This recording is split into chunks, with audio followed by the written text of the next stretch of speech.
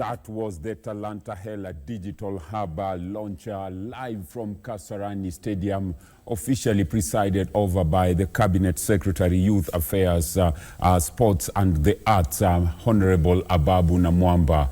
That was coming to you live, of course, coming in between our lunchtime news.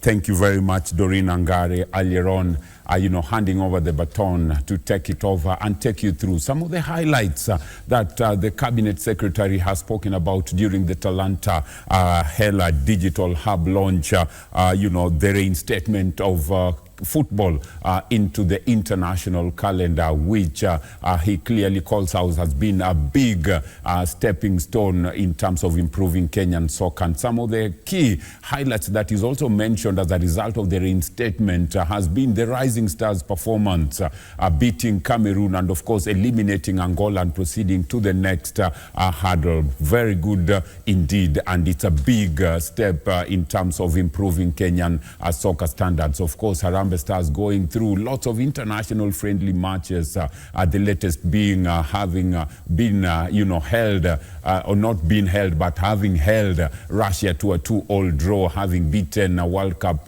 hosts Qatar. No mean achievement indeed. He's also spoken about some of the milestones that the ministry has so far achieved, ensuring that Kenya was not banned by World Athletics because of the doping menace. Very good indeed in terms of improving Kenyan sports, image out there. He's also spoken about, swimming coming back very strong, not forgetting KBC Channel 1, your true sports partner, also being mentioned as one of the key milestones. Remember, KBC brought live the national secondary school ball games from Kakamega, not forgetting that currently KBC is bringing live the African Football League, where we've seen Mamelodi Sundowns of South Africa, Enyimba from Nigeria, not forgetting our brothers Simba from Tanzania and Al Ali from Egypt. It's coming to you live. Another thing that he's spoken about is the Sports and Creative Master Plan, where he's mentioned that the Cameroon Stadium is no longer being looked at as a stadium from the master plan, but is being taken up as a training facility, because Cameroon is a very good training ground. Lots to talk about in our subsequent news bulletins based on Cabinet Secretary Ababu Namwamba's speech this afternoon, clearly indicating the positives that have happened since they took office. Clearly, it shows that a lot has been done by the ministry, and a lot is still being done by the ministry in terms of improving Kenyan sports, not just sports, but also art and culture. Very, very positive indeed from CS Ababu Namwamba and the entire team at the ministry. And of course, the launch of Talanta Hela Digital Hub. Get more of this in our subsequent news bulletin. As earlier mentioned, Doreen Angare was here with the lunchtime news, and now officially we move on into sporting matters. And joining, I'm joined on set before that, just to let you know that we appreciate all that has happened throughout the week.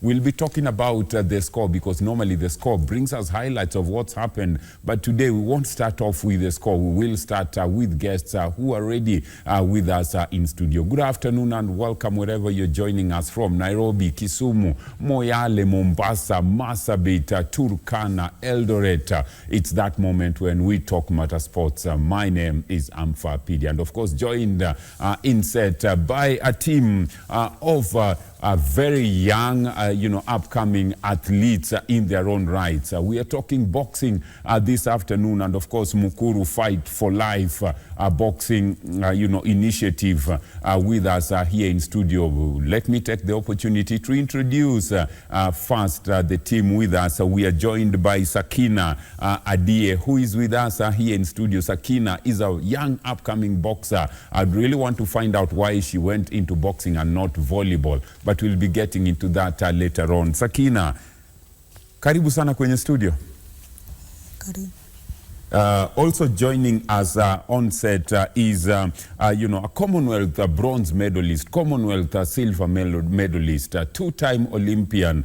He's been out there. He's the man behind this initiative. He's seen it all when it comes to matters boxing. We'll find out what went through his mind for him to come up with such an initiative, the Mukuru Fight4Life boxing initiative. He's achieved it all when it comes to boxing. Very, very seasoned, very professional, and of course one of the best boxers to have come out of the Kenya boxing circles. We are talking about Benson Gichanu with us in studio. Benson, hey, mambo. Salama sana, karibu kwenye studio.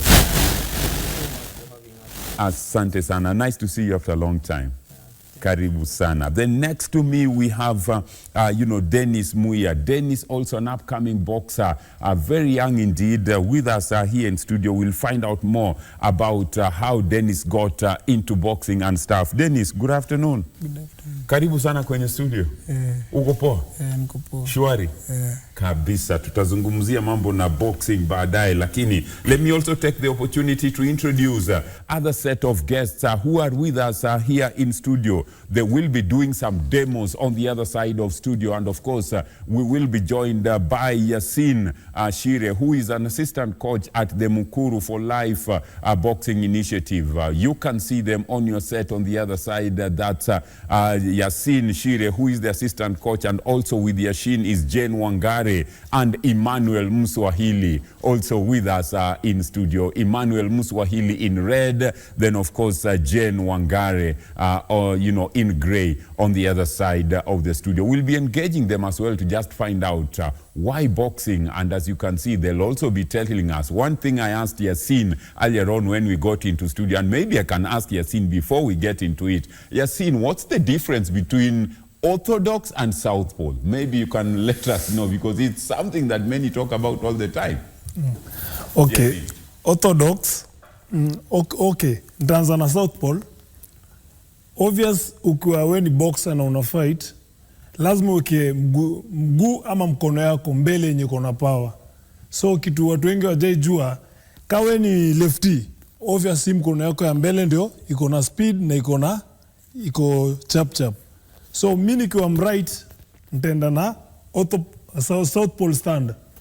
Hii ndio mkono yangu yenye iko na speed na still iko na power na ndio iko mbele.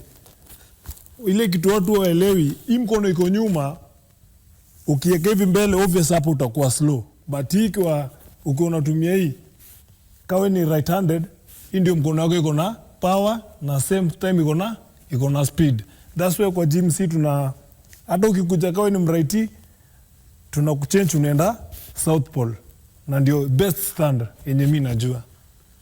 Yeah. Thank you very much, Yasin. Well put there indeed, because many ask, what is the difference between a right pole and a south pole? Yasin, just to get it right, like me, I stand like this. That means mimi ni south pole, isn't it?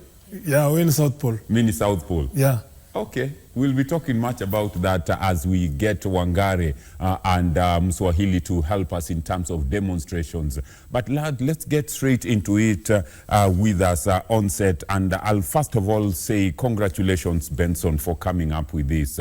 Wengi hawakutarajia na vile ulikuja na hii initiative. Kwanza pongezi, Commonwealth Bronze medalist, Commonwealth Silver medalist, Olympian. Ni kama umenyakua kila kitu, umerepresent Kenya kila mahali, Benson.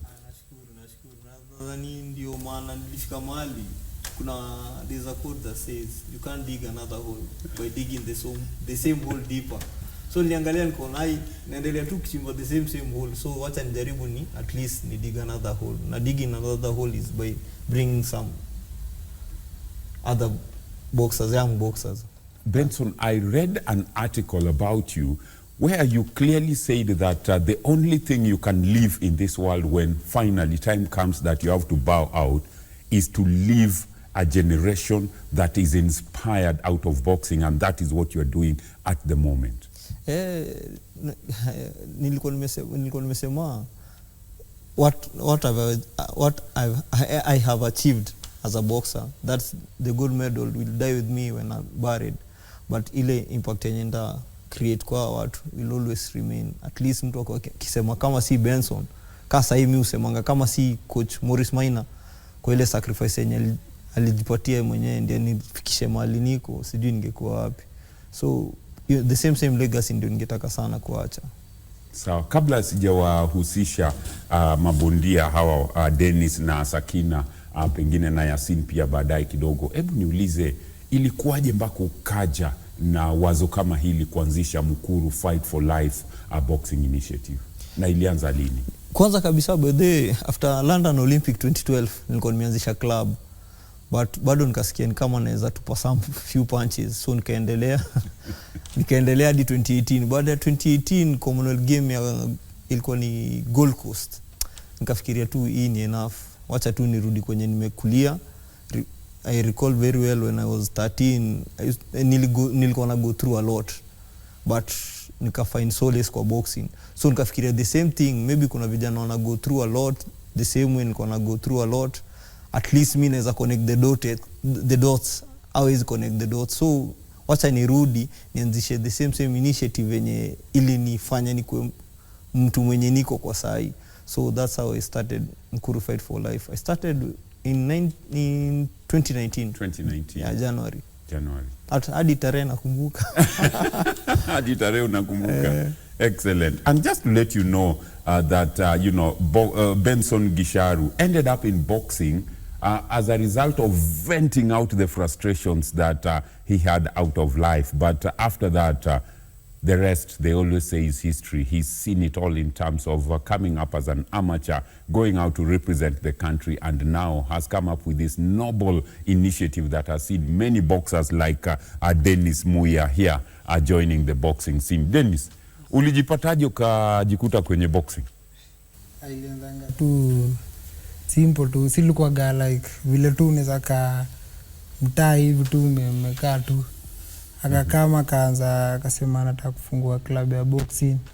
Sasa tuko huko umetake serious, jua tuko na mimi sikuwa namjua by that. Unaona? So akakuja akasema anataka kufungua club ya boxing. Ndo tukambwa masaa tukampa trainer siku ya kwanza kakuja, tulikuwa wengi aje. Sasa ilikuwa like after zoezi kuna kitu fulani hapo lazima tupatie. So unaona tukapenda sana kukuja. So unaona but vile tulikuwa wengi juu ilifika pali kwa saa ni si ati tunakuja tukuje ni ushazoea hiyo sport, yani ushatamani hiyo sport. Hapo sawa. Ben, nasikia kuna vile ulikuwa unawachilia kakitu, so wakaja kwa wingi.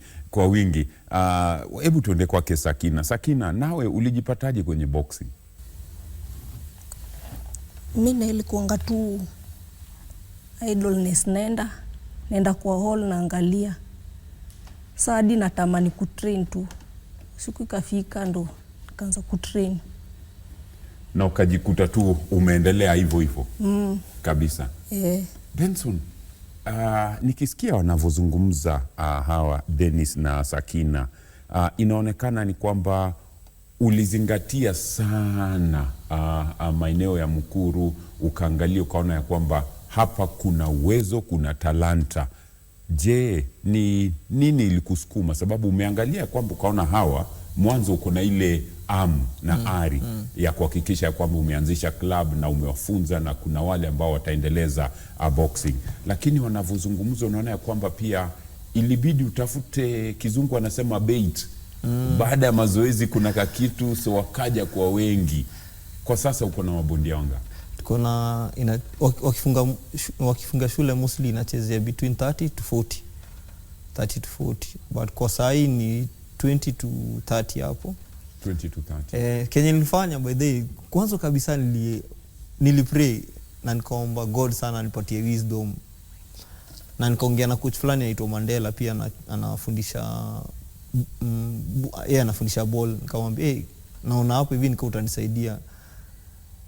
So kitu yenye nilifanya mara ya kwanza nilikuwa kwa wiki nilikuwa kila siku na wapatia mandizi. Kila siku na kuna mama fulani alikuwa anauza zinitangwaje sambusa hapo nje.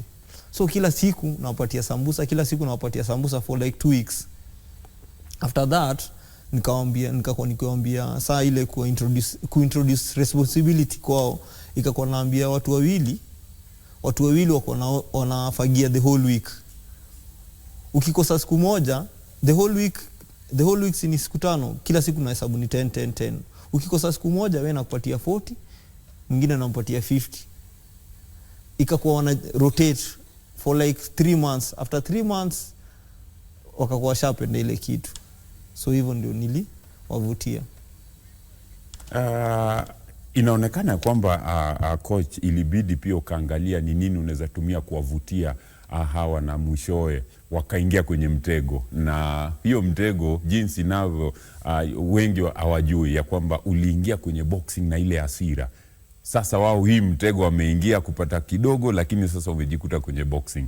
Dennis, hivi wewe ulipomjua sasa Benson ni nani, uliamua uangalie nyuma tena?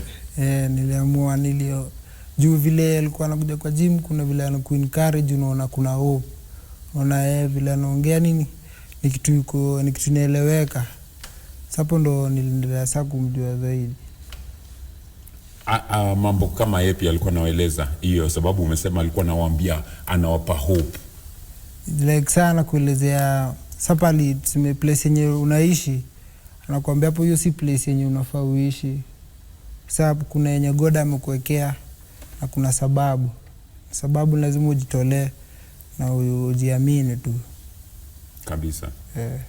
Sakina, nawe pia pengine niulizie, kuna kina dada ambao pia wamejitupa kwenye ulingo na wanacheza boxing kwa sasa. Najua kuna wale ambao unawafuatilia kama nani anaitwa nani, Andiego ambaye kwa sasa ni mwanabondia ambaye wengi wanamfahamu hapa Kenya. Je, wewe pengine unajiona siku za usoni, miaka 2-3 ukiendelea na juhudi hizi, unaweza wakilisha timu ya taifa? Naweza wakilisha. Unaweza wakilisha? Utajitahidi? Benson, kabla sijaenda kwake Yasin, nia na madhumuni haswa ya kuanzisha hichi kikosi ama klabu hichi ilikuwa ni ipi? Sababu pia nikitizama naona uko na maono ya kwamba siku moja utatengeneza library kule Mukuru, ndiposa pia wawe wanacheza mchezo wa ndondi na pia masomo yanazingatiwa. Mwanzo kabisa nilianzisha kama initiative that nikiangalia nyuma pia mimi ndio nianze boxing, nilikuwa ni 1 week baada ya mzae kupass. So ilikuwa ni a way ya kuvent out ile vitu zenye nilikuwa na go through, but kulingana na performance yao nimeona hii kitu itakuwa kubwa zaidi. Nikikumbuka vizuri last year si ndio ilikuwa na team kubwa kwa national team ya youth. Tulikuwa na namba ya maboxer 4 na wote walikuwa 9. Sawa. Shikilia hapo. Naambiwa lazima tukaenda kwenye matangazo ya kibiashara, kisha tukiregea sasa nitakuwa namuhusisha Yasin pande ule mwingine wa studio, naye pia atueleze ilikuwaje akajikuta yeye ni mkufunzi wa bondia hapa nchini. Twende kwenye matangazo ya biashara, tukiregea tutakuwa naye Yasin upande ule mwingine wa studio.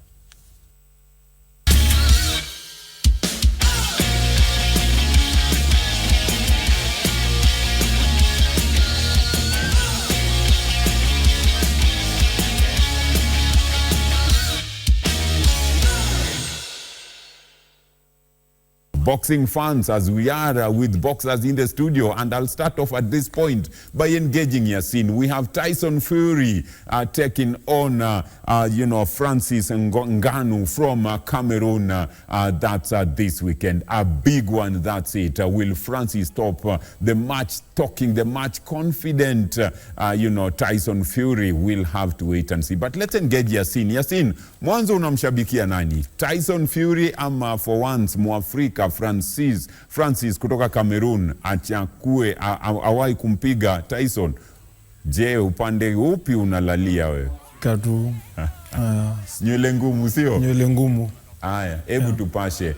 Mwanzo ilikuwaje wewe Yasin mpaka ukajikuta kwenye ukufunzi upande wa ndondi? Mi ilikuwa 2019. Nilikuwa coach. Nilikuwa nafunzwa na marehemu Kinuthia. ambaye sasa alikufa, ilikuwa 2019. So yeye ndiye alikuwa ngana run team yetu ya boxing, ilikuwa ndio rekebisho hapo tu Mukuru bado fuata nyayo. So hiyo time tulikuwa tunaenda game, but yeye alikuwa pro. So time zote tukienda game mimi ndio nilikuwa senior, so mimi ndio nilikuwa nasimama kwa kona time yote. Jueni pro haizi enda kusimama kwa kona ya amateur. So kila time tukienda game mimi ndio nilikuwa nasimama kwa kona. So ikapen hiyo same year coach akakuja akapass out akadedi, mimi ndio nilibaki na team senior, mimi ndio nilibaki na team. Na ilikuwa timu ya maboxer, tulikuwa maboxer wengi, but tulikuwa na deal tu na hii age ndogo hii ya kuanzia 15 years 16 kurudi chini. So hapo bado Benson alikuwa anapitia, sababu hiyo ndio ilikuwa club ya blow peke yake. Ya kina Benson ilikuwa isha dedi, yao ilikuwa Queen of Peace ilikuwa imededi. So tulikuwa tumebaki tu na rekebisho peke yake. So Benson alikuwa anapitia hapo, anatusaidia. Sikuwa najua alikuwa na plan kufungua nini yake, gym yake ya blow. So alikuwa anapitia mara moja, anatusalamia, anatugotea, yeye anaenda. So si kwa hizo kwa harakati ya kuendelea na gym yetu, tukajipata kuna venye vitu zilikuwa zinasambaratika, maboxer wanaenda, hakuna fund, hizi gloves hakuna, tukajipata gym yetu ikadedi tu kabisa. So in same year Benson akafungua yake, same year Benson akafungua yake. So mimi nilihave kumuuliza if kanaweza mjoin, na akakubali, nikamjoin. But hiyo time nilimjoin, sikumjoin kama coach, yeye mwenyewe ndiye sasa. Kuna time ilifika yeye mwenyewe akaniambia ni aje Yasin, pale nimefika yeye mwenyewe itabidi kuwa assistant wangu. Yasin, naona mikono umezijaza kabisa.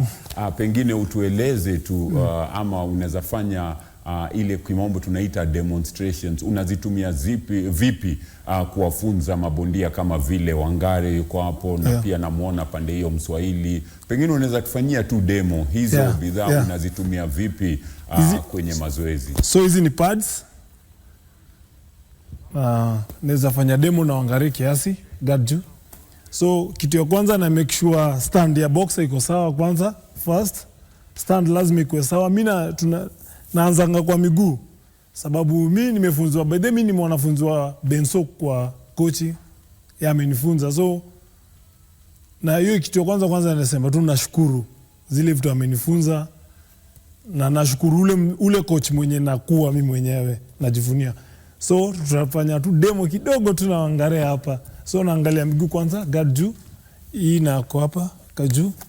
So Wangare ni orthodox, jab, nice one, jab, double jab, nice, jab, movement, move, jab, move, jab, straight right, 1 2 speed, nice, move, go, guard juu, jab, move, jab, straight right, 1 2, 2 left hook, move, guard juu, jab, straight 2 left hook, move, jab, right, 2, move, jab, straight right, 2 uppercut, nice, 2 uppercut, nice, 2 uppercut speed, move, guard juu, jab, jab, straight 2 uppercut, move, so he'll come, move, jab, nice, jab, straight right, straight right, 2, move, jab, nice, jab, nice, jab, nice, jab, piga jab, uppercut, jab, nice, move, jab, uppercut, nice, Jab check hook. Nice. Jab check hook. Nice. Jab jab. Jab jab. Nice. Jab uppercut. Jab uppercut. Nice. Jab. Jab. Jab. Got you. 2 left hook. 2 toka hook. 2 toka hook. Nice. 20. Nice. Tena. Angari. Double 2. Karju. 2. 2. Yep. Up. Up. 2. Nice. Karju. 2 check hook toka. 2 fungai. 1 2 check hook. Nice. Toka kabisa. Nice. Again. Nice. Got you. Jab jab. Nice. Jab jab. Nice. Move. In out angare. Jab jab. Jab jab. Nice. 2 speed.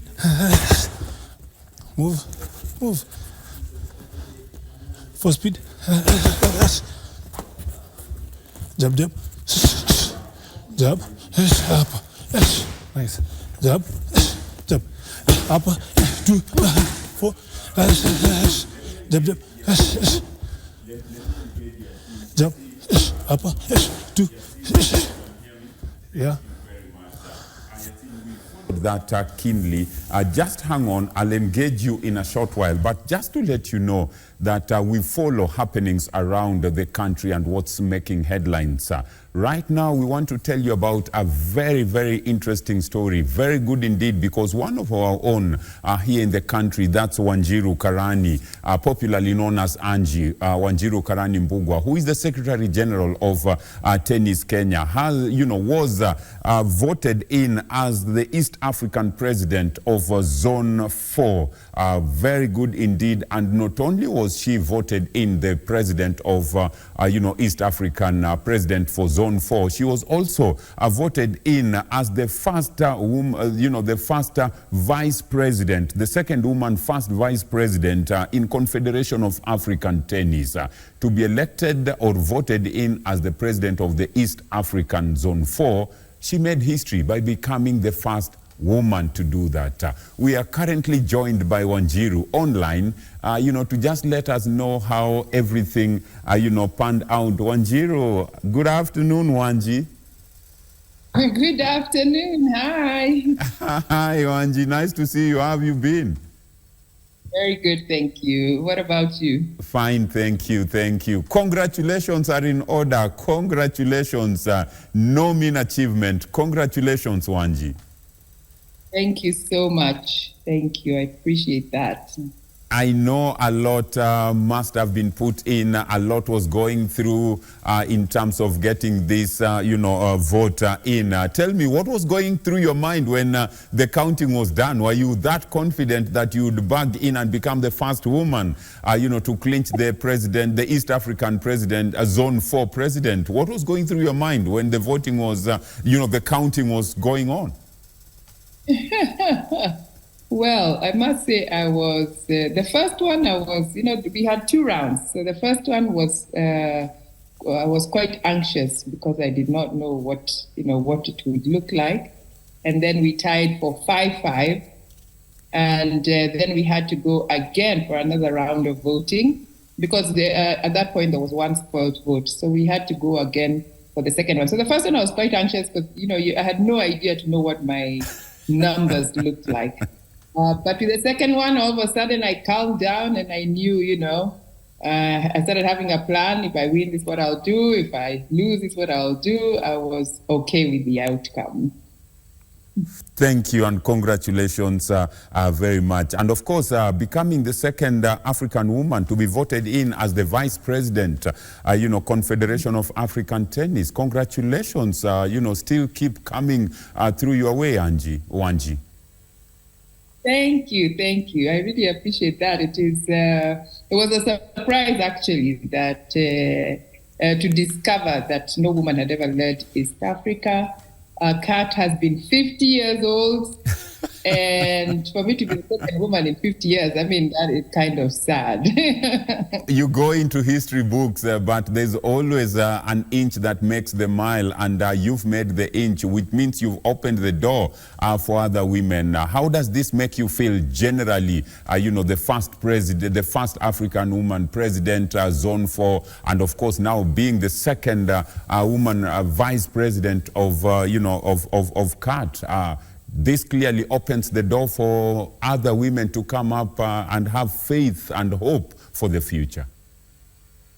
And I totally agree with you. That is totally true because for me, once upon a time, my president was not available to go to the International Tennis Federation. He was running an election here in Nairobi. In upcountry somewhere. And therefore, I told him, you know what? Let me take your place and go to ITF. It was all the way in Vietnam. I was very scared, and I didn't know anybody, and it's just little me. And anyway, I went. And when I went, at the plenary sessions, I saw this lady sitting right up there at, it's full of, I don't know how to say this politically correct, but a lot of white people, a lot of older people. That's what constitutes the ITF General Assembly. So for a black woman to be sitting right up there at the front, and that was Katrina Adams from the US. And when she spoke, I was like, wow, you mean a black woman can do this? Even me, I'm going to do this. So anyway, I was inspired by another black woman sitting up there. And I hope that in doing this, that I will also open doors and inspire other women to do the same. Wanji, Lupita Nyong'o says your dreams are valid and for sure they've come, to pass. And now, Wanji, they always say that what a man can do, a woman can do better. You're now at the helm of, East African Zone 4. What can we expect, from you and your team now in terms of taking it to the next level?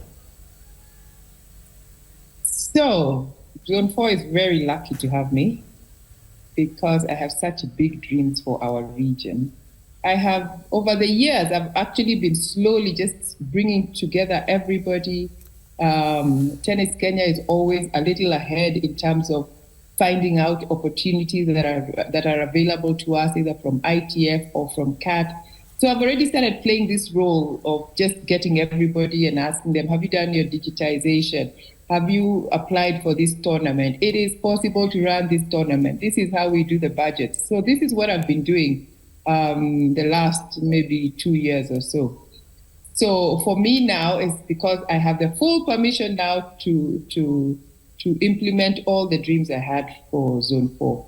Some of them include things like having training camps for top players in the region. So every so often, maybe every holiday, we can start having camps where we bring the best from Burundi, the best from Eritrea, the best from, Sudan and Djibouti and Comoros, Seychelles, and bring them to one place with top coaches where they are able to improve their skill.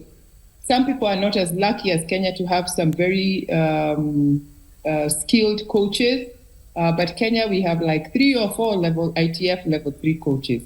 So we can actually start just sharing knowledge amongst ourselves and just making sure that, we learn from each other.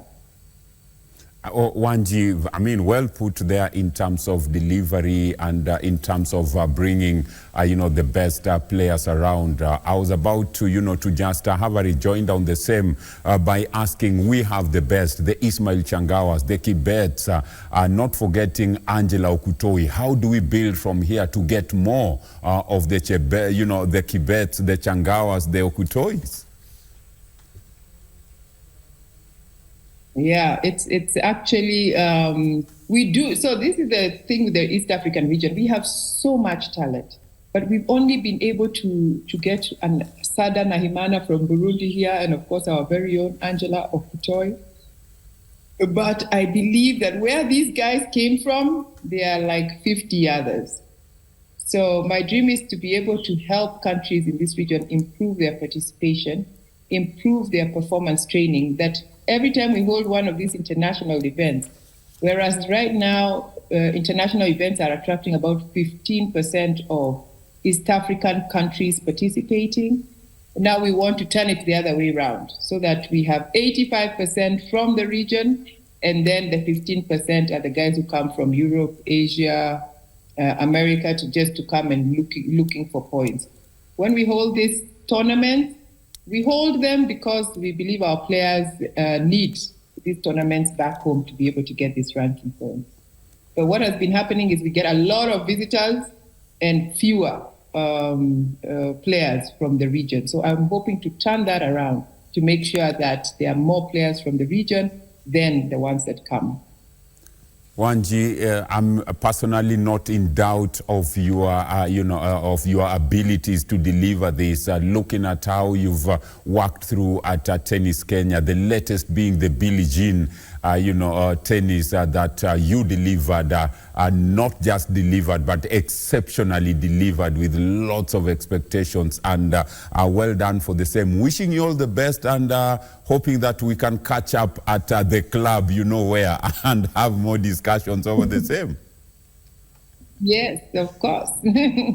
Thank you so much, Wanji. Congratulations. Wishing you all the best. We'll be keeping an eye on happenings around both positions so that we let Kenyans know what's happening. And of course, we'll be looking at how, to ensure that different stakeholders come together in terms of supporting your presidency and supporting the different positions that you hold to make it a success. All the best, Wanji. Thank you so much. I really appreciate all your good wishes, all the love, the encouragement, the support. Asante sana. I will not let you down. Thank you. Count on that. Thank you so much. Thank you so much. We appreciate you also making time to be with us this afternoon. Asante. Thank you so much. Go ahead.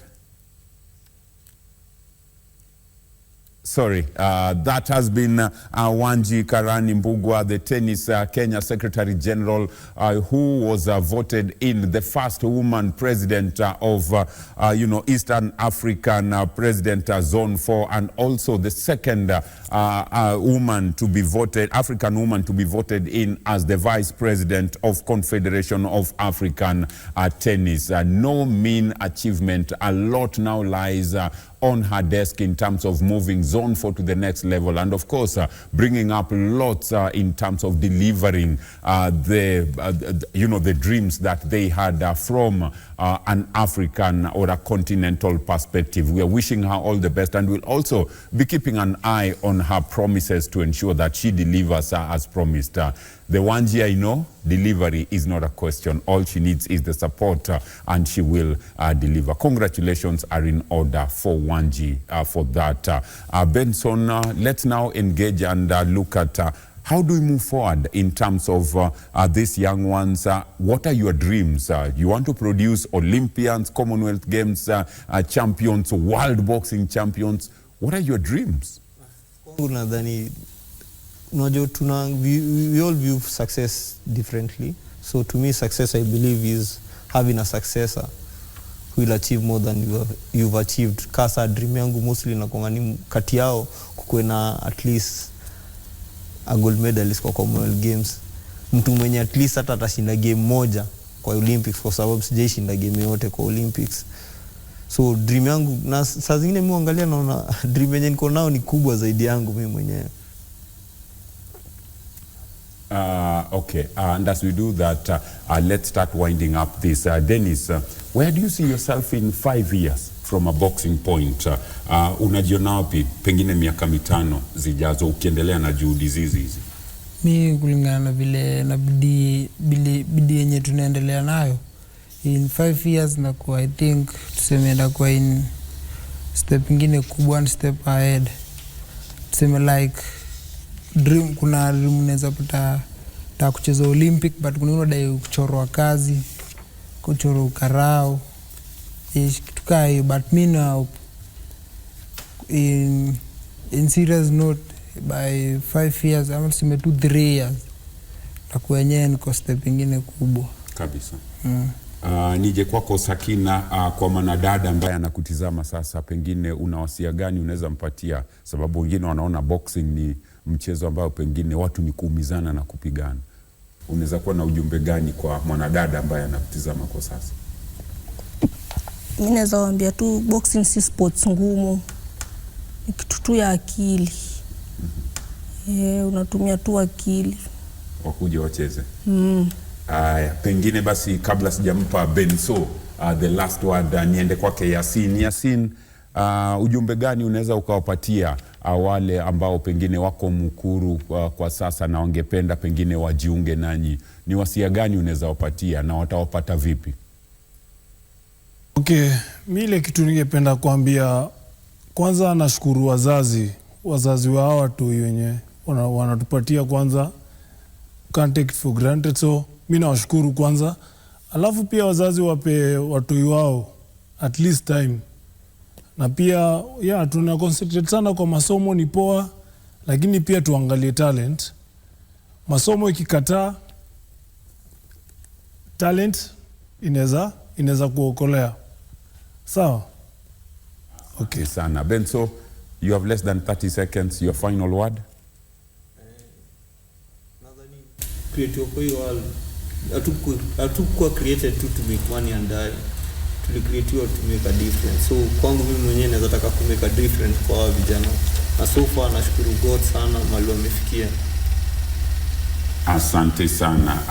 Pengine nitawashukuru Mukuru Fight for Life boxing initiative. Thank you very much, Benson Gichanu, for the initiative, and thank you for making time to be with us. Dennis Muya, Sakina Adi, and not forgetting Jen Wangare, Emmanuel Mswahili, and Yasin Shire, assistant coach. We appreciate you making time and wishing you all the best.